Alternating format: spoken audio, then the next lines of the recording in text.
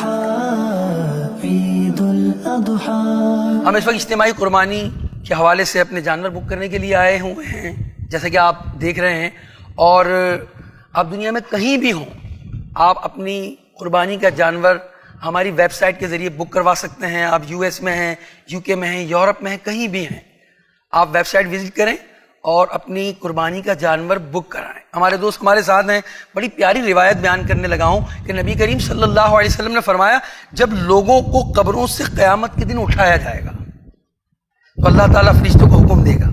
کیا حکم دے گا؟ فرمائے گا میرے بندوں کو پیدل نہ چلاؤ بلکہ انہیں اپنی عمدہ سواریوں پر سوار کرو، کیونکہ وہ دنیا میں سوار ہونے کے عادی تھے۔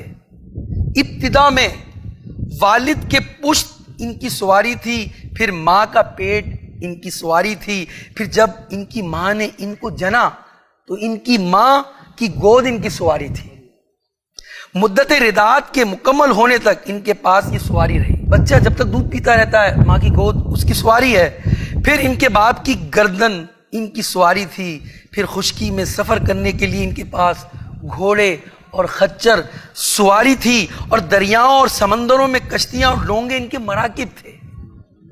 پھر فرمایا جب ان کا انتقال ہوا تو وہ اپنے بھائیوں کی گردن پر سوار ہوتے ہوئے قبر میں گئے۔ میت کو لوگ اپنی کندھوں پر اٹھا کے لے جاتے ہیں نا، فرمایا اس لیے جب وہ قبروں سے اٹھیں تو وہ پیدل نہ چلیں بلکہ ان کی قربانیوں کے جانوروں کو ان کی سواریاں بناؤ۔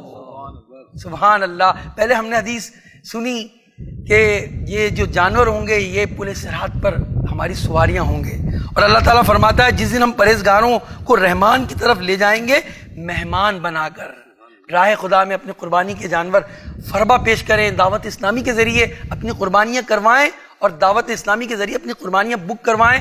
وزٹ کریں دعوت اسلامی.net۔